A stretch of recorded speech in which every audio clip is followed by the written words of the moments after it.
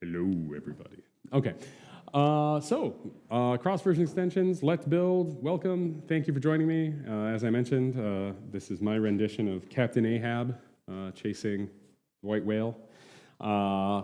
We are technically recording this only because we expect a lot of questions. We don't know if we'll post it or not, so please do feel free to ask whatever you like, and if you have things that you do or do not want recorded, we will feed that into that and maybe just extract any questions and answers we do. But I'm not going to take notes, and I doubt any of you are, so we want to at least have the recording in case people ask things that we want more generally answered. I have my obligatory About Me slide. We'll talk about a context and limitation of liabilities. I thought I'd throw that in. My wife's an attorney. Love it. I'm not a lawyer. This is not legal advice. Talk through details, give everyone time, and again, as always, we are very informal. So please do feel free to ask, poke, prod, whatever you need. That's what we're here for, and this was the best way to get that kind of time to hack on this or whatever else you need to do. Again, I'm Gino Canessa. I work at Microsoft Research.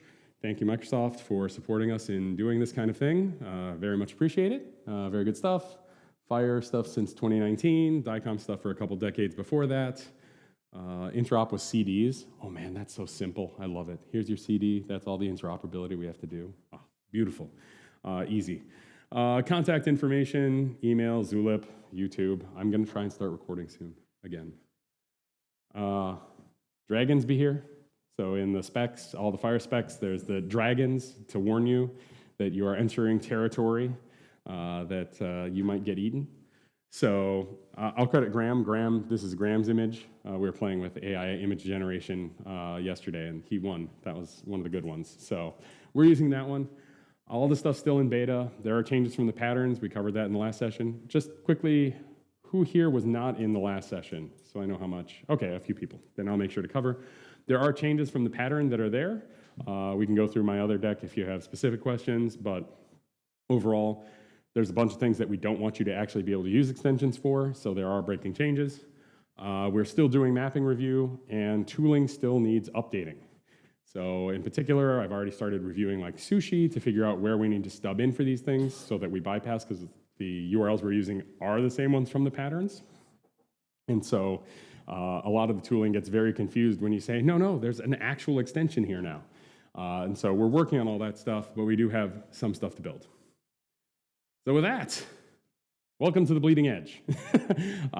This is, we just got them posted in package registry last night. Yes, last night. And so this is all very much new, and feedback is very important, especially at this stage, because we need that. So let's get familiar with what exists, get everyone the ability to test and review, and please, please, please identify issues and feed them back. And so with that, there is the link by name and by QR code where I started putting stuff. This is the most simple of repos I could come up with. It is using FHIR. In the README in that repo, it does list the prerequisites with links to, I'm actually using the Australian HL7 how to install publisher because they have good documentation on that. For all the prerequisites for Jekyll and all these different things. If you have not set it up, or you can use Docker and go that way, however you want to build, or if you have your IG of choice and just want to stub in the things that you need to stub in, we can cover all of those pieces. The IG that's there is literally an example instance of a patient using the cross-version extension. And even though it's a FHIR IG, just because for me it's simpler to set up, right now, FHIR does not understand them, so the actual instance is a JSON instance that we're embedding in there. Do I have other things? Yes. So the packages are there. We already have known issues because I've been working with this, so just so that people know. Sushi uses the patterns even with the package dependency, so that's a problem. And then modifier extensions on primitive targets. So this was something I discovered. When you have a modifier element and you're trying to make a cross-version extension for it, we're supposed to make a modifier extension, which feels like a no-brainer. Except that almost all of those are primitives. And you can't have a modifier extension on a primitive. And so that is the first known issue I ran into after publishing the packages, is I tried to use one of them, and this is why we need to generate them, is because we discover all these types of issues, and that's a validation problem. And I guarantee that people were already doing something, because, for instance, encounter.status is a modifier element. And so if you were using the cross-version extension on encounter status today in the pattern, you just used it. But we have to figure out the policy on what do we do when it's a modifier element and it's a primitive type. We might move the context, so we move it up an element, and that way it's just on the root of encounter as an extension there. We might say, you know what, the element is already a modifier element anyway, so it doesn't matter if the extension is a modifier or not. We don't know. We're going to discuss that, but those are the kinds of things that, you know, every step of the way we keep finding new issues, and that's kind of the level. So you all are definitely going to run into things, but we appreciate the effort.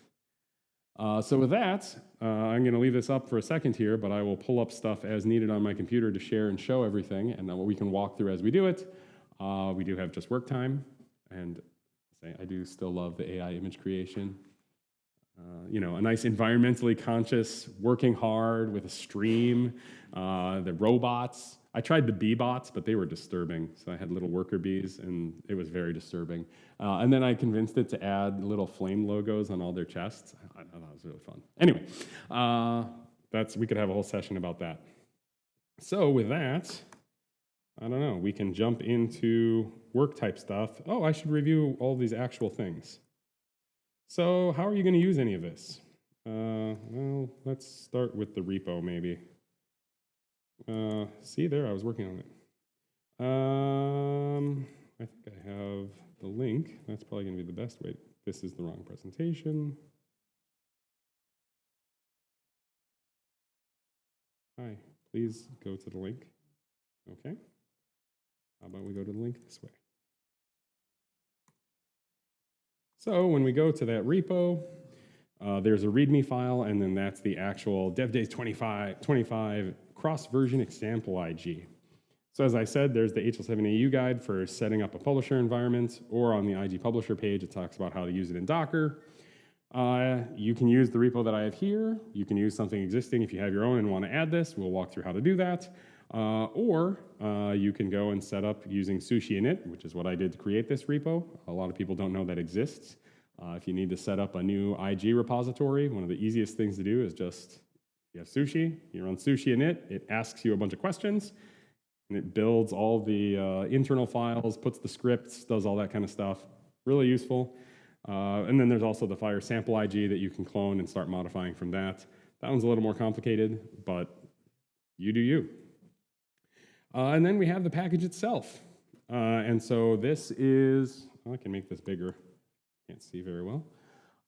So that command, npx, so I don't know people's levels or not, npx is a way of running npm stuff theoretically without installing anything. If you run this command, it'll ask you, hey, I actually need to install a couple things, which is fine. This is, the FHIR package loader is from the sushi team from MITRE originally. Now it's a FHIR Foundation project. So it's very open governance, very minuscule types of things, and open source so we can change it. But that's the FHIR package loader, and you can install. And in this case, we are installing, I'll make that even bigger. Boop, boop. Maybe. There you go. hl7.phir.universal, so UV, xver for cross-version, -r5 because we want the cross-version extensions that are from FHIR R5, .r4 because we want the things that are in R4 format. So we're working on an R4 IG that use extensions from R5. This naming pattern is terrible, but it's the best compromise we could come up with. We already have a pattern in HL7 that we use this trailing segments like .r4 to signify it's an R4 package. So like if you look at the tools or the core extensions or things like that, there's hl7.phir.extensions, .r4, and hl7.phir.extensions. Terminology is done that way. There's a whole bunch of packages. And so we thought it was important to keep that, but we also need to signify the other FHIR version, and engineers, naming things is hard. So Below that are a couple of links, and I can put up the QR code again if people need it. And if not, you can just, it's on GitHub, 2025-DevDays if you're just searching for it on GitHub. But there's two sets of pages that I want to kind of quickly walk through. So one are the lookup pages, and then the other one are the temporary artifacts page. So we'll do this one first because this is familiar to people, hopefully. But this is the type of thing you get when you build an IG. We don't get to build IGs making these. They are several thousand artifacts in each one of these sub-packages. They have weird naming convention restrictions that we have to do and all this other stuff. So I'm manually in the pipeline building IGs and then moving files around because I want these views for people, but we don't get to actually build IGs because we just don't. It's sad. We might figure out a way to. But that page and that link are the R5 extensions for R4. There are a lot of them.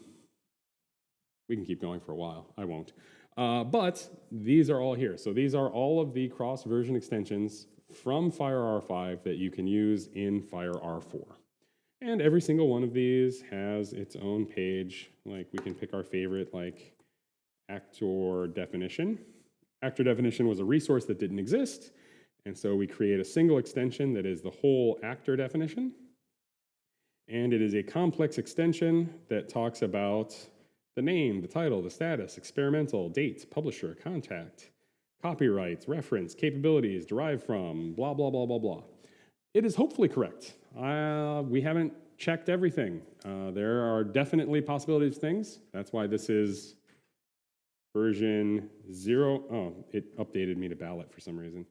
The actual published version is 0.0.1-snapshot 1, right? Yes. Yeah, that's what we have. Oh, it scrolled off. 0.0.1 snapshot 1. So we know that there are things that are wrong, but we need feedback. Right now, I'll say I've been doing almost all this work for a year. We consult with people. Graham has helped out on various bits and bobs, but Graham's oversubscribed even more than I am.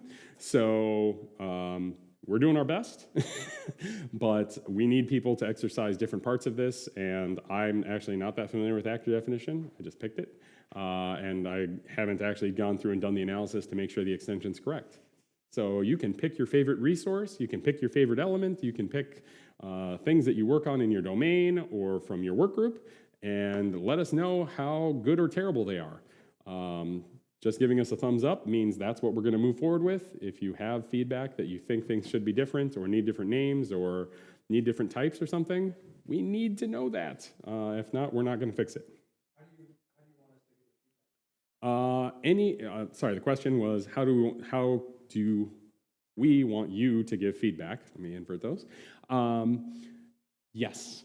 So if you can give us feedback, whatever's easiest for you, lowest bar possible. If you want to send me an email, great. If you want to put it on Zulip, great. That is why we're recording this. So if you have feedback now, we can get it in this, and I can watch the recording and write all it down later. If you want to, I think you would have to file. So this isn't something that's balloted. This isn't a proper IG. This was a question that actually came up between sessions as well. We went through a lot of discussion on this and with the HL7 internal execs and all that kind of stuff. But this is like the tools IG, which is to say there's nothing to ballot.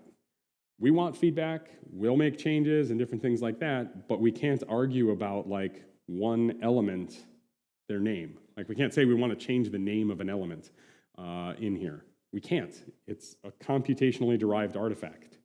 We have to use the names from the elements as they're defined in what other version it is. So, and that's also why we made sure to do snapshot 1 to start, is we're going to break it and we're going to keep going, and once we build it, it's built. We'll keep making changes whenever we do it, but we're going to have to fix things, and it's not going to go through a formal balloting process. That said, all of the decisions, like I was talking about the modifier extension thing, those are. So we'll have discussions about that in. Most of these discussions happen in the FHIR infrastructure work group.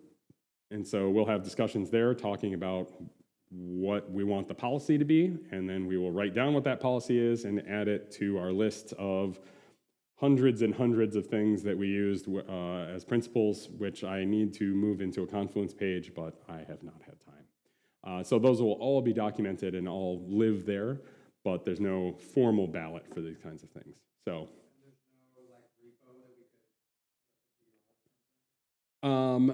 So tricky. There are a bunch of repos. The real problem there is like these are the repositories that exist. Actually, we could say you could put them there. So if you go to GitHub, where is it? HL7 FHIR cross version. That's probably if you wanted to do it on a repo, this would be the repo to do it on. You can't really do a PR against it, per se, in any sensible manner. This is the repository that has the base, like concept maps and FML files and things like that we use to generate all this stuff downstream. Quite frankly, any changes we make here, it's kind of too late to use them directly. We're going to regenerate all these artifacts with all of our changes, but we've been making manual mapping changes in all the downstream stuff now for months. And so if we go back and try to regenerate from scratch, we're gonna have to reconcile them, and I don't want to do that. So if it's easiest for you to think in terms of FML and stuff and you want to make a PR, you can do it that way. You could raise an issue here.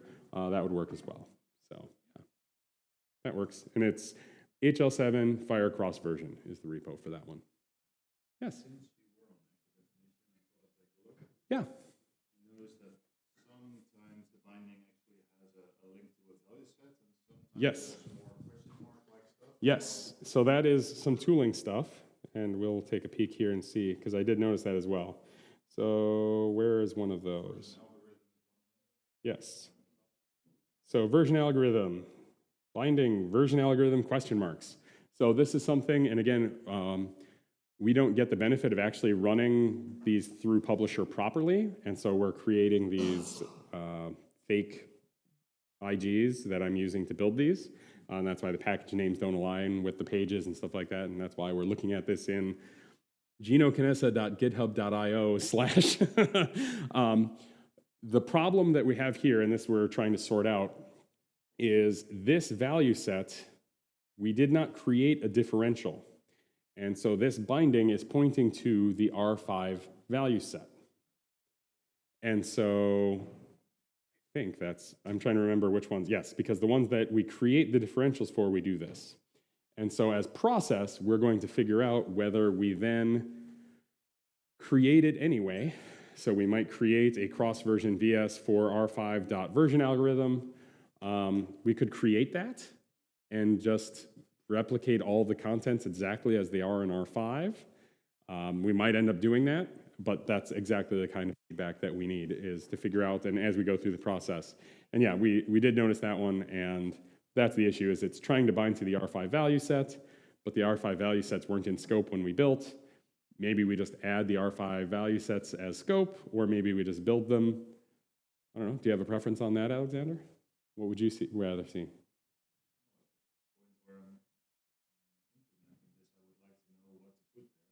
Yes. Oh, if we look in the definition for it. Yeah, I noticed. Yes.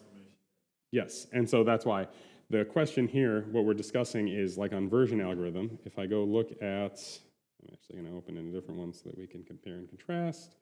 But I like the raw JSON because I do, and I should just open this in VS Code instead because it's easier. But when we look at the actual definition, it does have a proper binding set. Where is this? Yeah, it's under value, constraint, key, URL, FHIR type, value. And value has a binding that is an extensible binding to hl7.org.FHIR value set version algorithm. That is the same binding that exists in R5, and we didn't have any changes to make because it didn't exist in R4. And so now the question is, do we make the R5 terminologies for those in scope so we use them directly, or do we create copies of the value sets. So essentially the same way that we've created, in this case, underneath it, we have the cross-version value set for R5 publication status.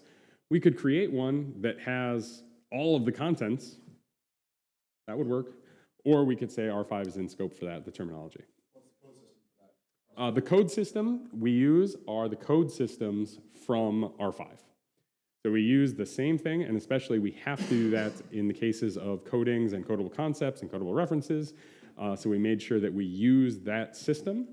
And so when we actually create it, these all explicitly have all of the expansions.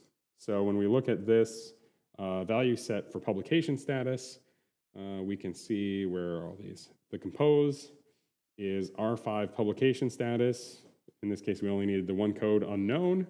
And then we put the expansion saying, yes, this is publication status 5.0 unknown. And so if you want to use those code systems, you need to drag in the R5 ones directly. If you want to use the expansions, they're already here. We had a lot of arguments on this, but we can have more. So, no. You have to use the code system for R5. Yes. Otherwise, you're creating new concepts. Exactly. I think I'd like to see dedicated cross-version. Okay, so we have at least one vote for saying even if this is just a full replication, so in this case that we're talking about, do I have that running? I'd rather not bring the R5 Screen brush. There we go. So what is it? I'm trying to remember my Mac bindings for these things. So in this case, what is that? Control 2, I want to say? Nope, not Control 2. No. Apple, I'll just hit it. Nope, there we go. So in this case, we are comparing this to this. There we go, that took too long. And we're saying in the case that we're using the full value set anyway, right now we just said, yeah, just use it. And what you're saying is you would rather see us create the cross-version value set anyway so that we have that same linkage and binding and everything else. And I think I probably agree with that. Otherwise, I could pull in, well, otherwise that R4 tooling has to be able to deal with an R5 value set. Yes. Oh, that's fine. Yeah, and in that part, and I wish Michael was still in here, Michael Lawley. In theory, all of the terminology ecosystem, you can say, here's the R5 value set, but return it to me in R4. And so that's why we still had that up for discussion, is because if we can lean on the terminology services, and that's an expected thing, great. But yes, and I know you're laughing because most of us don't use full terminology services anyway, and so you would rather we do the work up front, and I generally agree with that stance. So like the cloud APIs, yes. You can't put an R5 value set. Correct. For instance. So Correct. I would have no way to do that. Yes, unless we create one. So there you go. One strong vote for, and I don't hear any dissents yet. We're paid to argue, so even if you don't believe it, you can argue against it. No. Yeah, and it's seconded. Look at that. We're not chairing any meetings here. We theoretically could. We have enough that we could do a FHIR and make the resolution, and I could post it in the minutes, but we won't. But yes, and this is why I'm glad we're recording, because that way I don't have to write all this down while we're still talking. But yes, I tend to agree when we see the outputs. But again, it's the kind of thing that's not apparent until we got the outputs in a way that we could use them. So yes, so that's a to-do, and look forward to snapshot 2 when we fix that one. All right, what else we got? Questions, comments? I keep playing. All right, in the meantime, I keep playing. So I don't remember where we were. Oh yeah, so you install the package. Oh, so then the other link here, other than the artifacts page, is the lookup pages. Where are those? That's not it. Hey, there they are. So these lookups, you can see I'm in the R5 for R4 folder. That's what it links to. But you can see there's R2 for R3, R2 for R4, R2 for R4B, all the combinatorial for this. Lots of fun. So These are markdown pages because they render better in GitHub, and I knew that that's what I was doing with them. There are also HTML equivalents in the package itself. So if you go look in, open a new, this is going to be terribly tiny, but I'm going to need it that way intentionally for a second. If we go look at packages, and we look at, what is it? Oops. So we go to this directory. In that directory, in the package, we have tons of stuff. We also have a doc folder. And in the doc folder are HTML pages. And now I can make it bigger. And so you can see the same pages, oops, are every single lookup.html. And so these are extraordinarily basic HTML files because we need to keep package sizes down. So we don't have graphics, we don't have CSS, we don't have anything. We have tables that look just like these tables. And these are for every structure that we care to be able to look up. Like primitive types aren't here, they're structured Fs, but we don't put the primitive types here. We go through and say, hey, you know, for, what is this? Administratable product definition. Here are all of the elements. Ugh. The GitHub view is letting me down, and I can't resize it or anything. Okay, that's fine. But you see every element in that resource, and for every element, there's a usage and a target. So this is the one using R4. Why is that target? Because this is saying if you want to use the R5 administratable product definition in R4, you need the extension that is telling you that this is the R5 definition. So that's why this says 5.0 here, is we are using a 5.0 version of this. And so you can picture, for instance, if this was also available, I don't know if it was available or not in R4B. In R4, you might say, I want to use the 4.3 administratable product definition, or you might say, I want to use the 5.0 administratable product definition. You're targeting R4, you're in R4, but you're using the definition from another version. And so all the URLs are based on the version that the thing is coming from, and then they're available in there. Now, this is an interesting trick. There are a few interesting tricks we do and all this kind of stuff. These definitions will be different depending on the target definition. So for instance, if you use in here, we'll say we're doing this in R6 because the examples will be easier, and we say we're going from R6 back to R5, and we have an element that's a codable reference. Great, it's a codable reference. So the 6.0 version of this has some sort of extension slice that has a value codable reference in it. That same canonical, when you look at the R4 version, there's no codable reference. So that turns into a complex extension that has a data type extension telling you it was a codable reference, and it has a reference element, a code element, and a reference element. Great. This is technically legal. I didn't think it was, and it turns out that it is, because I thought we had to munge these patterns more. But the definition of the contents of a canonical are only valid, are only required to be consistent in that FHIR version. And so Graham uses this trick in other things already, and he's the one who said, nope, we're perfectly fine doing that. And so when you're in R4 and you look at this definition, it means what it meant from R4, and if you look at it in STU3, semantically it's the same. We're not changing the meaning of the canonical, that would be not allowed, but the actual structure we are allowed to change. So that's one of the fun tricks. I'll say another fun trick that people might run into, and I don't remember an example off the top of my head, and I'm not going to open Zulip to try and find one. We all know that you can't have an extension that has both an extension and a value. That's not allowed. But it's not allowed at runtime.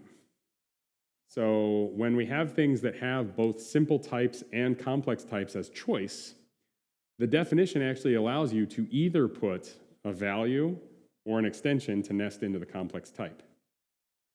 So if you had something that is a choice between a value codable reference and a string, what the extension for that will say the property could have a value string, or it could have an extension that is the data type with the codable reference. And we can say that definitionally. Again, I didn't think we could, but we can. It's just that at runtime, you have to pick one or the other. So you can't put both a string and a codable reference, which is fair because you can't do that in choice types anyway. Yes, please.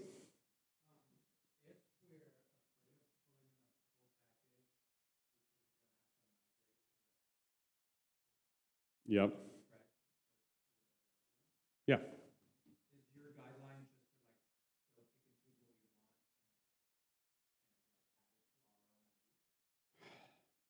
Okay, so the question is, if you don't want to pull in the whole package because of breaking changes, can we pick and choose?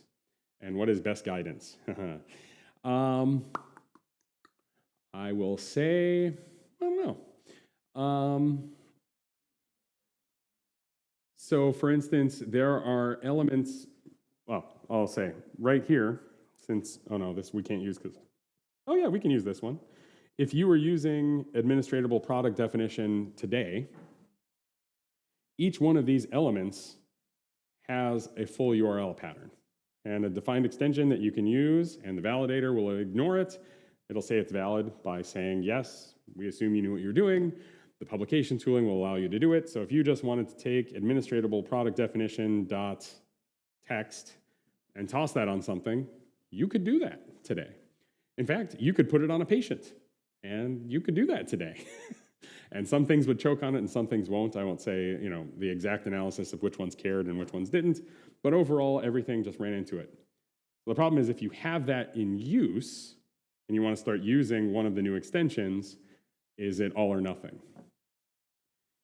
The IG tooling does have support for saying, here is an artifact, and this artifact isn't actually mine, and I'm including it for some existential reason. So like IG tooling does support that type of thing. Generally, it's used for things that are like, hey, I'm not defining a DICOM value set myself. I don't have the authority or responsibility for doing it, but there's one floating around and I really need to use it. And so I want to put it in my IG, but I am not authoritative, and I don't want you thinking that I am, and I don't have permission to publish this URL because I don't own that URI root or all of these different things. That's generally what it's used for. And if you, thank you, if you want to publish with that, you need to get exemptions and all this other stuff. For now, to start especially, grab what you need, do whatever you want, I don't care. We want feedback more than I'm worried about process for testing. When we get to publication steps and things like that, that's one of the other reasons Graham was saying, hey, just post it as 001 and we'll post 002 whenever. But internally, HL7 has a bunch of things that, for instance, you can't do a release publication with a pre-release package dependency.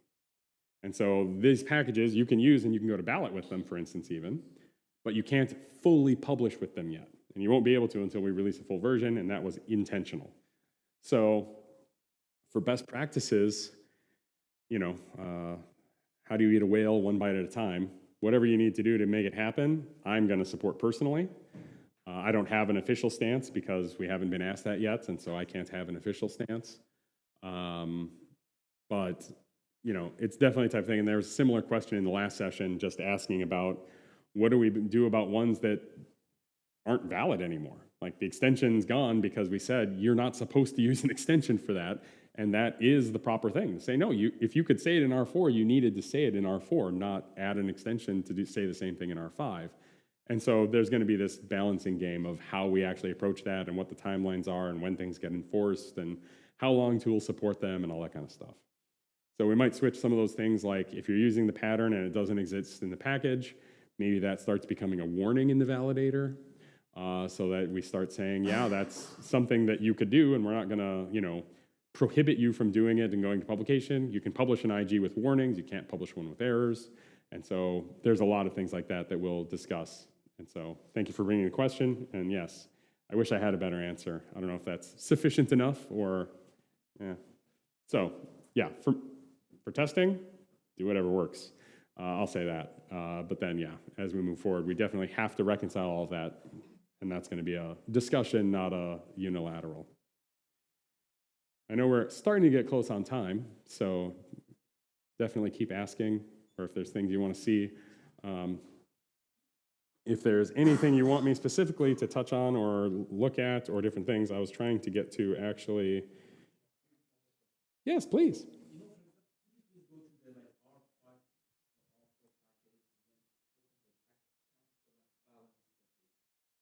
Okay, so if I go here, oops, I'm not printing that, thank you. And you're saying account.balance. Oh, the first one, perfect.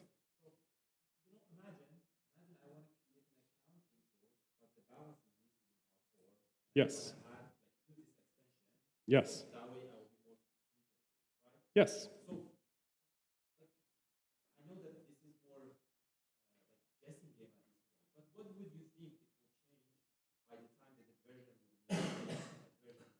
Yeah. Hopefully it's close, and that's exactly why we need the feedback. Like, we've been working on this I've been spending a lot of my time on this for a year now. Graham had been spending at least 6-9 months before that. So this has been going on for, getting close to 2 years now. And so we hope this is close. We weren't willing to publish until we got pretty close. But, if someone comes to us tomorrow and says, hey, yeah, this is completely wrong and why, and we all agree, we'll still need to change it. And so I wish I could offer you better than that, and that's why I keep putting up the FHIR DevDays. If it works and is correct. And the problem is correct. Because works, we can determine pretty easily. We haven't, it's time. Works is just time. Correct is discussion and consensus. And so that's part of the issue, like we were talking a little bit earlier. In R4, you had a resource for document reference and you had a resource for media. And overall, there's lots of things, but we'll focus on one thing, which is, say, for DICOM, for medical imaging, you used media, and so it has things like modality. So in R5, that got merged into just document reference resource, and so now document reference in R5 has a modality. But if we go look at our lookup table, where's our lookup table? And if we come here to R5 document reference for R4, I don't have to just talk, I can show. Body site is fine. Oh no, body site's not fine. Where is modality? So we've been going back and forth on this. Do we have an extension for it or not? You can use R4 media.modality. So this extension can't go on media, can go on document reference. Do we want an R4 document reference to include a modality? I don't know. We need to discuss. And so in this case, the extension exists because there's things you couldn't say. So this extension is only valid on media.modality so that you can say the things that you can't say in the R5. But people are saying, well, I want to use document reference in R4 because we use document reference in R5. Okay, but that's a conceptual Pandora's box because then we look at like practitioner and practitioner role. Do we want extensions on practitioner to describe elements from practitioner role because they existed in DSTU2 and are mapped into practitioner role but not on practitioner? So maybe we say you're allowed to do it but only in the one direction, and we can determine that type of thing. Maybe we say you're not allowed to do it, and if you really need to say that, you need to make a different extension, which then feeds back into we would probably remove the extension and stub in the one you defined so that we don't have two ways of saying it. And that's where the really painful parts of all this unfortunately are. But that's why we need this engagement, is because two of us figuring out all these things, we can make decisions. I'm happy to make a decision. Where does your responsibility stop? Yes. No, but that's why. The responsibility stops on deciding if it's a stupid thing. Right. Yes. And so that's why when we come back to these things, we talk about like some of these decisions, we just say, we have Zulip streams and things like that, and whoever chimes in, and we say, hey, that's just a editorial decision, we made it and we move on. Right. Some of them we say, hey, we go to FHIR infrastructure work group, and make a discussion and make a vote and put it in the minutes and do all these things. Some things we even promote back up to fire management group and say, hey, we can do either of these technically. What's the policy? All of those are possible outcomes, and that's part of this process, is just picking and choosing which parts are which. So right now, are there any cross references? Are there any places where it's looking at the document reference and the extensions from something else? It shouldn't be. They shouldn't be present right now, because we're in active discussion, and by default, I had them excluded. And then I was going to start enabling them, and that's when we started talking through, because someone asked, and I'm like, oh, that feels reasonable. And that's how most of these things go, back to Martin's question. Most of them go, hey, someone looked at something, gave me some feedback. I said, hey, that sounds reasonable. Let me check with Graham, and oh, yeah, sure. And we start doing it, and then we start doing it and saying, oh, that's actually terrible. And then we promote it and keep going. Yes? If I answer myself, I guess for things that are not controversial, Yes. probably this is going to stay. But there are like some corner cases that still are debatable. Yes. Yes. So yes, the stability is definitely related to the stability of the thing you're trying to use. And so things like account.balance hopefully aren't going to change, if at all. Definitely not much. Things like, do we define the value sets that we were talking about earlier? So some of these things, we might change the value set we use in the binding. The codes themselves aren't changing, so that's why the actual values are compatible, but maybe we'll change the definition on those or change a value set to naming convention or something. Sure, those should be, I'm not a fan of breaking changes in general, so not quite as far as Nikolai, but as close as I can. Yes. Yeah. Look at the URL.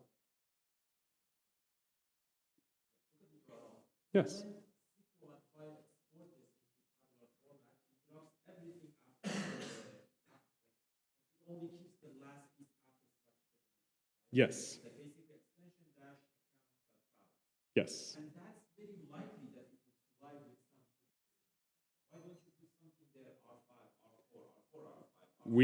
We've proposed it. So far, this is one of the committee decisions. And so if you want that changed, we need to raise that in a way that we can get to fire infrastructure and have the discussion there and do all that. I can't just change the pattern. And so this was decided based on the patterns that exist already. We're hoping that some people have no changes. Some people were just using the pattern, and the things they were doing were actually the things they were supposed to be doing, and it'll just work. And so that's what we're hoping for. If you were using account.balance from the pattern, this should have been what you were doing already. And so if you were actually using that and have a pattern and have an IG, hopefully you just turn this on and it's the same. If we change that naming convention, zero compatibility. And so that's the balancing game to say, if we think that there's a reasonable amount of compatibility, we want to keep it. If we said, well, it's completely breaking for everyone anyway, then we can change it. But so far, that's been the pushback for changing that pattern. Because when I generated all these things, I actually go through, and that's why the value sets didn't exist. And so that's why the value sets have, where are these? R5 publication status for R4 in the value set, because I got to name that. And when you actually start doing all these and generating all of them, trying to keep track of the source and target versions, all that, I'm like, no, let's just be explicit. Let's be as explicit as we can. But if we do that with the extensions, then we break all that. So, yeah. Yes, Michaela, and we're getting close on time. And just so everyone knows too, we have time for your question. That's not a problem. But I'm here till Saturday. So please feel free to keep engaging, talking, whatever. So anyway, but yes, Michaela.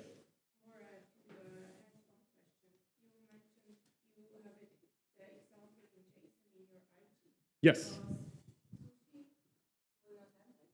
Yes, so right now the problem is that sushi runs into the pattern and does a behavior based on that pattern. And that's the corollary to what we were just talking about. Okay, if yours worked, mine didn't work.